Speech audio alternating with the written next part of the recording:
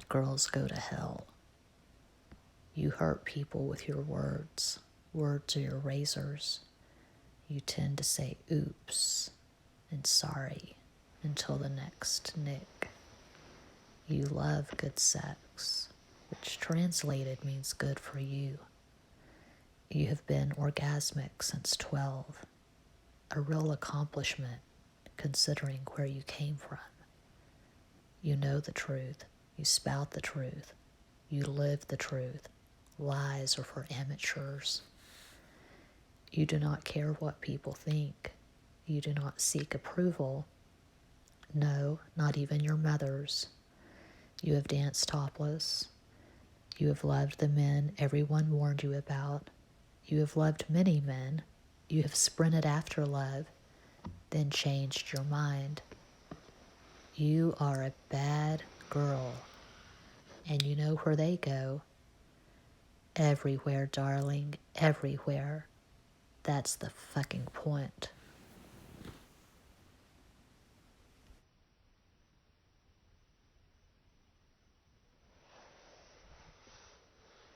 Battering blows. Battering blows on my brain, my heart, my spirit, my gut. He struggles getting in and out of the car. I'm wearing a dress that is too short because all my other clothes are dirty. We are driving to the laundromat to wash 10 to 12 loads. I am hungrier than I should be. I want to ride the tram to the Crest, have some carrot cake and coffee. My phone is silent inside the middle lunchbox I use as a purse. We are parked in the handicap space. He is buying detergent. This morning I drove to the post office in a rage, came home and bitched some more. He went outside and sobbed. We are poor. We are broken. We are newly married. We are a long way from fine. Miles from San Francisco and Seattle. The sun is shining brutally, the bastard. Shopping cart wheels are rattling across the baked parking lot. Battering blows on my brain, my heart, my spirit, my gut.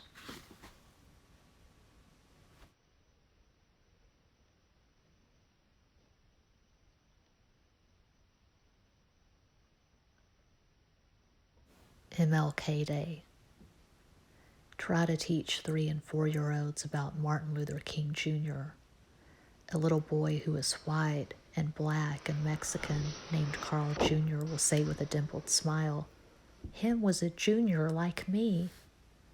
A little girl named Ojo will raise her hand after you've read the book with simple words and say, "But teacher, he isn't wearing a black shirt." Because in the picture on the cover of the book, Martin Luther King Jr. as a boy was wearing a white t-shirt. And Ojo doesn't understand that you weren't talking about the color of clothes, but the color of skin. And Andrew and Gabriel do not know that they are the only Chinese kids in the class. And Josh has no idea what Jewish is. But you can tell them that a long time ago, black people could not eat in the same restaurants as white people or go to the same schools. And before that, there were lazy, rich white men who didn't want to pick their own cotton. So they ordered shiploads of Africans who were torn from their families and made to do all the hard, shitty work. And some of them were raped, and most of them were beaten, and all of them were degraded, and a lot of them sang anyway, sang hi to a God they knew would rescue them when they finally died, take them up to a paradise that would never end to make up for the hell they endured on earth. Tell a bunch of kids raised on Barney and Chuck E. Cheese's dressed in baby Gap clothes that Martin Luther King Jr. was a great man. They will ask you what the word great means. They will ask you why he was great. You can tell them that because of him, we live in a different, better world.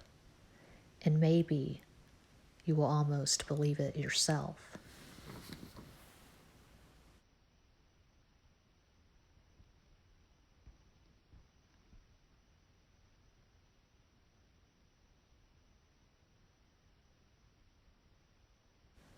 Mermaid, love, an angry sea, has spewed me out on yet another lonely island beach, where everything that matters is out of reach, and I'm dying, yet I beseech the gods of whatever to teach me another lesson and lessen my power.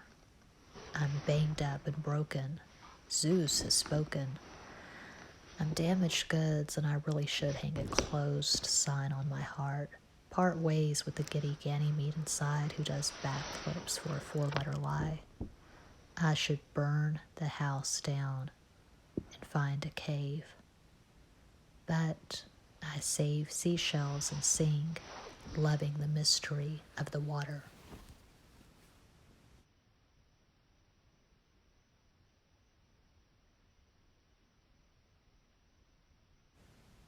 Dolly got it. Yes, he did. Time is melting in my hands. What to do with all the coincidences that could be chances, the omens that could be the forked road of fate. All I know for sure is that I am awake, and I am not finding anyone to walk through the dreamscape with, and the moon is scowling down, saying, "Small girl, your boots aren't big enough to stomp the illusions to dust." I trust time, even though it's melting in my hands, and the sands are running out like children on the last day of school. And I know I'm a fool for sure, and there is no cure, 'cause it's a Ferris wheel, this life, this existence, this crapshoot sidewalk jump rope game. I am not tamed, and that is my curse. There is candy in my purse and lipstick and phone numbers, but I keep losing the dental floss and colored pens and the Chinese cookie fortune that could save me from madness or a whole series of bad choices, which is what causes the madness. But sadness happens to us all, even the pretty, pretty liquid ones like Marilyn Monroe and Gia and Edie and Zelda and Ava. Beauty doesn't stop the wheel, and you can squill and clutch your lover tight and bite his neck and whisper promises in his ear, but he won't hear you because he's screaming too. And the zoo is the biggest surprise of all, because you're the one in a cage, you freak, you slave, you brave, brave moronic mouse. The House of Mirrors doesn't play favorites. Go on and pretend and send in the clowns. Try to cheat the frowns by standing upside down. But you will drown in the end, because time is melting in my hands and my palms are sweating and you're forgetting. I'm aware. I know. I know. You look away, but it won't go.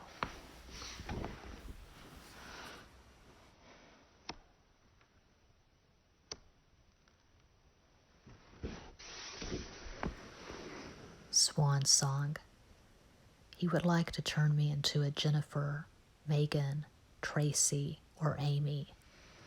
He would like to blink his eyes and transform me into a white-bread, silver spoon-fed, Vidal Sassoon-head debutante crowd pleaser with daddy wrapped around my itty-bitty pink finger and mommy blowing me kisses from her junior league meetings and big bro at Harvard and little sis Miss Teen Spirit USA, writer of an award-winning essay on the dangers of marijuana in the secondhand inhale.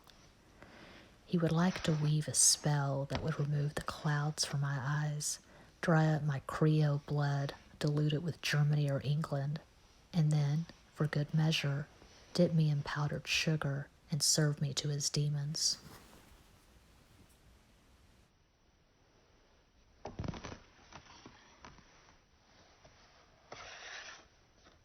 Celestial reject.